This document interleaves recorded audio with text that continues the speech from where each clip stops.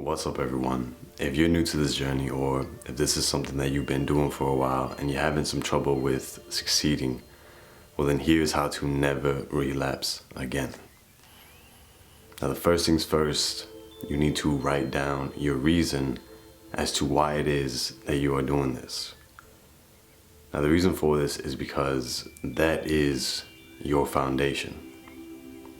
If you have a weak foundation, then this house that you're building will always tumble down. And this house is equivalent to this new life that you are creating. Okay, so make sure that you grab a piece of paper, that you write down why it is that you are doing this, and you read that anytime you feel that you are weak and that you feel that you are going back to your old habit and about to relapse. Now, the second thing that you need to be doing is you need to be doing more with life. All right, right now, our lives are accustomed to what we've been doing.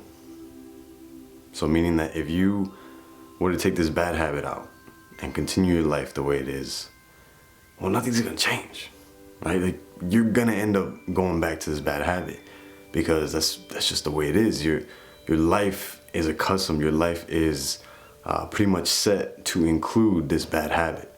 So it's not a matter of just taking this bad habit out and continuing your life with whatever it is that you're doing. It's a matter of taking this bad habit out and changing your life, doing more with your life.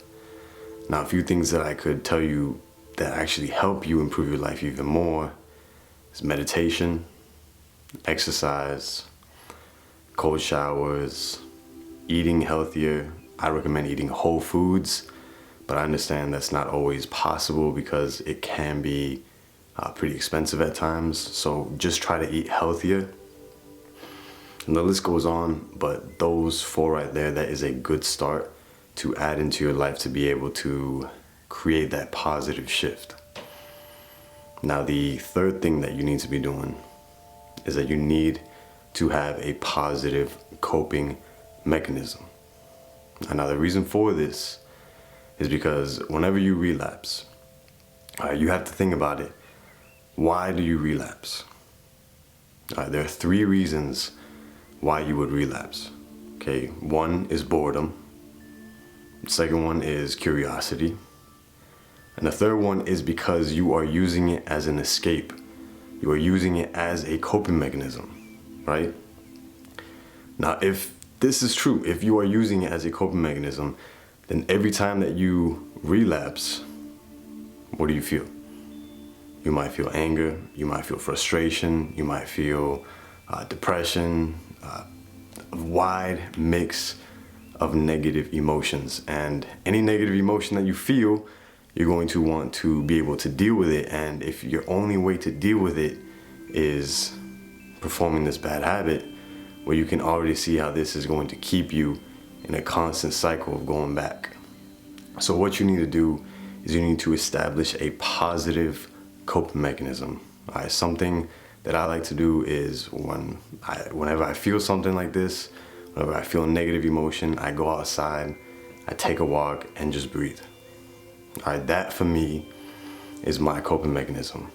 I have a friend, and his coping mechanism is that he draws. He begins to draw whatever it is that he feels like drawing at the moment. And whenever he's feeling any negative emotions, that allows him to be able to cope with that. Now, I understand sometimes, we don't have that ability to go and do that. We might be in a social situation, or we might be doing something, but we just can't get out. We can't do something like that.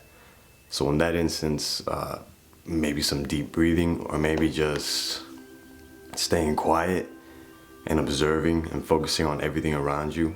That could be a coping mechanism as well. Speaking more to people, that could also be a coping mechanism as well.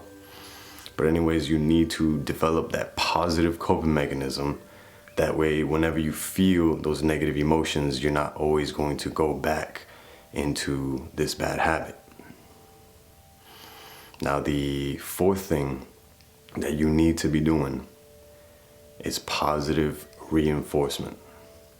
All right, now the reason I say this is because usually when you relapse, you are talking down on yourself. You have that negative self-talk, and usually you have this negative reinforcement that comes about it because let's say you were about to do something, you just relapse.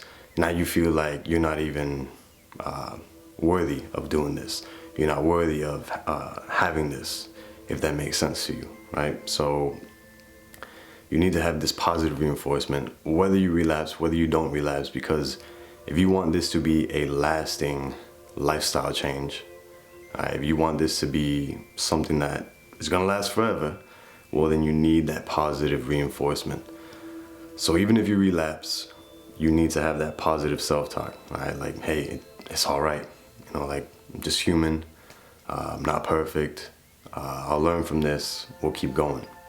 Right? Don't put yourself down, because it's only going to continue this vicious cycle, you know. And even if you want to reward yourself with some food or a material possession or going on a trip or just doing something, right? That positive reinforcement needs to be there.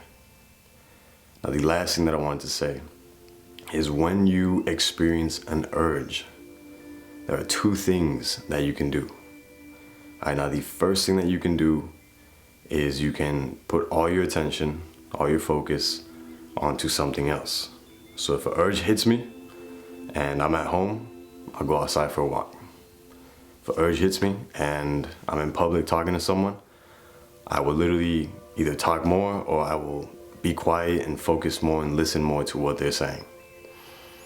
All right, but what it is that you're doing is you're redirecting all that attention, all that focus onto something else, and it allows that urge or craving to pretty much die off. All right, but the thing with this is that you are never fully letting that urge or craving come and then letting it go. You are pretty much suppressing it in a sense. So the only way to actually let it come and then let it go is to be able to sit there with that urgent craving and to observe it for what it is and just let it go. Now, I do not recommend this if you don't meditate or if you're not very good at meditation yet, because most oftentimes if you can't observe it for what it really is, if you can't see it for what it really is, then you will always relapse. You will always fall into what's happening. But if you meditate, if you can see it for what it really is, well, it literally arises and it leaves just as quickly as it came. And that method right there is 100 times more effective at fully getting rid of urges and really freeing yourself than just redirecting your focus. But in the beginning, if you don't know how to meditate, if you don't know, or if you're not that good at meditation, keep redirecting your attention until you get better at meditation, and then tackle that. Now lastly, I know I said last, but lastly right here, if you end up relapsing, it's all right. It's not the end of the world. A relapse does not make you weak. A relapse makes you human. We are not perfect, so don't beat yourself up.